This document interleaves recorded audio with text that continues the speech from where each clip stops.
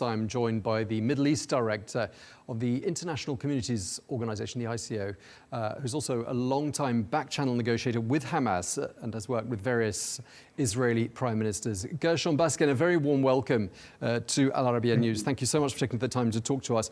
First of all, the UN Chief Antonio Guterres, we just heard him there, condemning that attack at Nusayrat. He called it totally unacceptable. What's your understanding of what exactly happened at the Al-Jawni school there in Gaza? Look, I think it's important for everyone to note, and I think everyone knows this already, that on October 7th, Hamas crossed moral red lines that should never be crossed. And since October 7th, Israel has been crossing all kinds of moral red lines that shouldn't be crossed.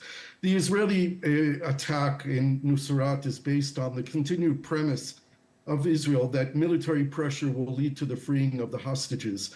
We saw a week and a half ago an Israeli rescue attempt of hostages that led to their execution. So I believe that the Israeli army is being a lot more cautious now about not engaging in those rescue missions, but they are still pounding Gaza with bombs, attacking Hamas fighters and not releasing any pressure on Hamas in order to help release the hostages. This, unfortunately, is leading to the killing of many innocent Palestinians and, of course, the killing of Israeli hostages as well. So you're basically saying that the current strategy of Israel, at least when it comes to the releasing of the hostages, simply isn't working. Well, that's for sure. We're in 11 months of this war, and 8 Israeli hostages have been returned alive through rescue operations. There are still 101 hostages in Gaza. We don't know how many of them are alive. This strategy is not working. They can only be brought home through an agreement with Hamas. But Israel is very reluctant to make an agreement with Hamas because it will be perceived as a Hamas victory. And Prime Minister Netanyahu continues to talk about the false hopes of a total victory over Hamas. There's a Hamas delegation in Doha right now. Negotiations obviously have been going on for months. What sort of an impact could an attack like that one at Nusayrat have on the dialogue? I don't think it has much of an impact. There are already between 40 and 50,000 dead Palestinians in Gaza, the majority of them civilians. It's not clear how much Hamas really cares about the civilian deaths. Some of their leaders have talked about the sacrifices that the Palestinian people need to make in order to achieve liberation, and they have this distorted Islamic theology of sanctifying death and becoming a martyr. So I'm not sure it impacts the talks. My bottom line on the talks is that they've been continuing for 3 months and they are essentially negotiating a bad deal. They're negotiating a deal that doesn't put an immediate end to the war and Israeli withdrawal from Gaza, nor does it release all the Israeli hostages at once. And that's what needs to be achieved in negotiations. We need to end this war. We need to get Israel out of Gaza. We need to return the Israeli hostages home. That's what needs to be negotiated on. And unfortunately, that's not what's being negotiated at the present time. I mean, just going back to the talks themselves, we heard from Hamas that they've made a new offer, they say, with no conditions, to respect the framework that was put forward by President Joe Biden back in May. What's your reading of that offer? Well, and Hamas is trying to say that Israel is responsible for blocking the agreement, while the Israelis are saying Hamas is responsible. In fact, the bottom line is really this, that this is not a good agreement. They're talking about a 6-week first stage ceasefire in which time 32 hostages will be returned to Israel. Israel will redeploy out of populated areas. By the way, I don't know what unpopulated areas of Gaza look like. There are no unpopulated areas of Gaza. And then we don't know what happens in the second 6-week period that's supposed to begin after the first 6 weeks. It's not determined. They say negotiations will continue. Israel says that they will renew the war, and Hamas is saying quite clearly that they will not make an agreement that does not put an end to the war. So we're kind of stuck on this ongoing negotiation. I understand that there are 2 main issues that are left to be determined. One is the Philadelphia corridor, the border between Gaza and Egypt that Israel demands to keep a military presence on. And the second issue concerns the release of Palestinian prisoners from Israeli prisons, where Israel is demanding a veto, I believe, on 65 names of prisoners that Hamas would like to release from those serving life sentences for killing Israelis. Those 2 issues are not resolved. I think that the Americans, the Qataris, and the Egyptians are trying to resolve them. Last night, the talks were between the Hamas delegation and the Qatari Prime Minister and the Minister of Mukhabarat, the Minister of Intelligence from Egypt, but still the talks seem to not be reaching their conclusion. Yeah, I mean, it's been 11 months, getting on for a year of talks. I mean, what is there to show for the diplomacy and the diplomatic efforts of these last 11 months? Very little, in fact. It shows a lot of effort on the part of the mediators and reluctance on the part of the two antagonists. As an Israeli, I point to the government of Israel, who has the responsibility to return the hostages home. And it seems quite evident to many of us in Israel that Prime Minister Netanyahu is not interested in making a deal, is not interested in ending the war. He wants to prolong the war in order to prolong his own political position as the Prime Minister of Israel. And that seems to be where we're stuck here in Israel, at least from the Israeli point of view. And I think this is the overriding view of the majority of Israelis who want a deal now to bring the hostages home, even at the cost of ending the war and a full Israeli withdrawal from Gaza. So as you say, I mean, Benjamin Netanyahu under intense domestic pressure, intense international pressure, and yet you say not interested in striking a deal. Why? Well, Netanyahu understands that when this war ends, we are probably going to head to new elections, that he will not be elected prime minister. He will be forced to establish a national commission of inquiry to determine what happened on October 7th, what led up to October 7th, and the dysfunctional nature of his government since October 7th. And he is the head of the government. He cannot escape responsibility. He's the longest serving prime minister in Israel. He has been in office almost completely the full time since 2009. He's responsible for the policies that empowered Hamas and weakened the Palestinian Authority and delegitimized any possibility of an Israeli-Palestinian peace based on the two-state solution. He has to pay for that. He will go down in history as the worst leader that the Jewish people have ever had, and he knows that. So he's trying to have his ultimate victory, to have the head of Yahya Sinwar, the Hamas leader in Gaza, and to say that we defeated Hamas once and for all. I mean, even before October the 7th, Israeli society was deeply divided. There were huge protests on the streets on a pretty regular basis. I'm just curious as to whether or not Benjamin Netanyahu is feeling more pressure now than perhaps at any time since October the 7th, not least with the deaths of those hostages announced just a couple of days ago.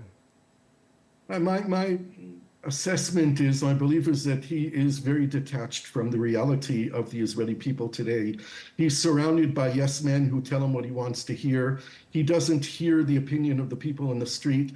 He boxes himself in cages. You would not believe the amount of police that surround his home in Jerusalem when there are demonstrations now almost every night against him. He never sees it, he never meets it, he never hears it. He's protected in a kind of cocoon that keeps him isolated and detached from the people. He organizes press conferences, which are not really press conferences. He organizes photoshops with people who support him.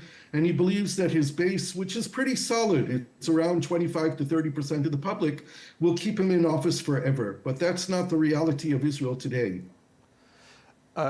He was probably watching the US presidential debate on Tuesday night, as millions of other people were. What do you think his reading is of how events in Washington could unfold, and therefore what sort of impact that might have on his policy with regards to the war in Gaza? Well, I think Benjamin Netanyahu is clearly a supporter of Donald Trump, and Donald Trump failed in this debate to impress the American people or the people of the world that he would be the next president of the United States. Whereas Kamala Harris not only won the debate, knocked out, she also spoke the magic words of freedom and liberation for the Palestinian people and self-determination, which is the code word for a Palestinian state. And while American presidents have talked about the two-state solution, I think this was the most explicit comment by a candidate for the United States presidency of the Palestinian state that needs to be established next to Israel in order to protect Israel in the region and enable Israel to live in peace with the entire region. I think we all know that in order to defeat Hamas and the extremists in Israel, we need to make the two-state solution real. And it seems that Kamala Harris is much more intent on making that happen if she becomes president of the United States. And that must worry Netanyahu a lot, because he's done everything in his power to prevent the creation of a Palestinian state next to Israel since 2009. And in her capacity as vice president, what sort of gestures have we seen from Kamala Harris? What struck you with regards to what she's said and done, or not said and not done, when it comes to this issue of the war in Gaza?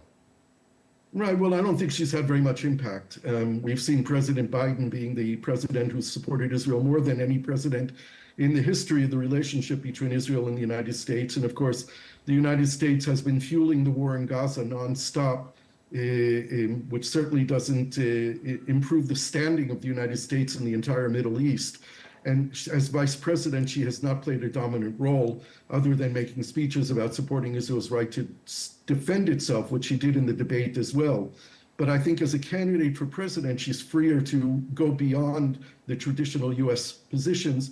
And hopefully, if and when she does become president of the United States, she will lead our region into a new peace process that will be based in the region, where we talk about a new architecture for regional security, stability, economic development, dealing with climate change, and it will involve all the countries in the region, including Saudi Arabia, in this mix once we're on the path to creating a real two-state solution. But just going back to what you were saying a minute ago about how Benjamin Netanyahu lives in something of a cocoon where he is detached from perhaps the reality of what's happening on the streets, is he detached as well from what's being said in the corridors of power in places like Washington, where it really does matter for him? And what do you think Kamala Harris, or whoever the next president of the United States, Donald Trump, could or might say to him, to Benjamin Netanyahu, to make him listen and make him perhaps come to the negotiating table, or at least do something towards bringing about a conclusion to that 11-month-long war? Right. Well, we don't really know what's said behind closed doors, but what we do see is what's in the open. And we saw Benjamin Netanyahu received in the U.S. Congress and the U.S. Capitol by the members of the U.S. government and the Congress. Netanyahu has this impression that the American people are behind him and behind Israel in his war against Iran and radicalism and radical Islam and against Hamas. I'm not sure that he perceives the United States is not supporting him and his policies. Again, we don't know what's said behind closed doors, but we should also recognize that the United States wields an enormous amount of power vis-a-vis Israel that's apparently not used. The U.S. diplomatic toolbox with regard to Israel is not filled with the carrots of the billions of dollars that it gives to the state of Israel in weapons and financial support, but it's also political support, which are carrots and sticks. It's the U.S. veto in the Security Council. It's the rearming of Israel that enables it to drop more bombs on Gaza. I think the United States should tell Israel that with regard to a possible attack by Iran or by Hezbollah, the United States has your back. But we will no longer support this war in Gaza. We want it to end. And I think the United States could be a lot more forceful with regard to Israel having to end the war. There should not be a question here. Too many innocent people have died. Too much destruction has happened. Too much threat to the security of the region and the world is there because of this conflict. And the United States needs to use its power, whether it's Kamala Harris or Donald Trump, the next president of the United States. It should not be tolerated to enable Israel and the Palestinians to continue to endanger the security of the world.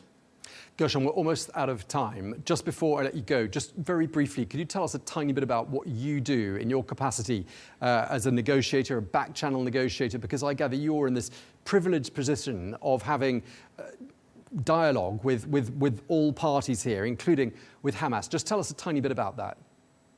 Right. Well, very briefly, I was approached by families of hostages who asked me to see if I could find a better way to negotiate with Hamas and find a better deal. And I asked leaders in Hamas if they were willing to make a deal which would end the war in 3 weeks. Israel would withdraw from Gaza. They would release 101 of the Israeli hostages that they hold, and there would be an agreed upon release of Palestinian prisons from the Israeli prisons.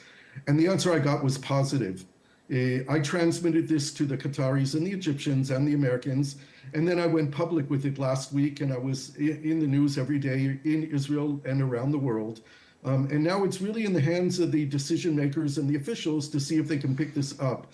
My talks with Hamas over the last days have reconfirmed that they would support this plan, this proposal. They're not coming out with it, which disappoints me greatly. I think they should. I think they should announce it. But they also have their relationships with the Qataris and the Egyptians. and they don't want to change course in the middle that the Egyptians and the Americans and the Qataris are working so hard on. But this is the position that they seem willing to accept. I have transmitted this to a number of very influential Israelis, and we're trying to see how we can impose this on the Israeli prime minister and on the Israeli body politic to know that there is an option to end the war in 3 weeks and bring all the Israeli hostages home. Thank you so much for taking the time to speak to us. Really appreciate that. Fascinating insights there. Gershon Baskin, the Middle East Director of the International Communities Organization. Thank you very much indeed.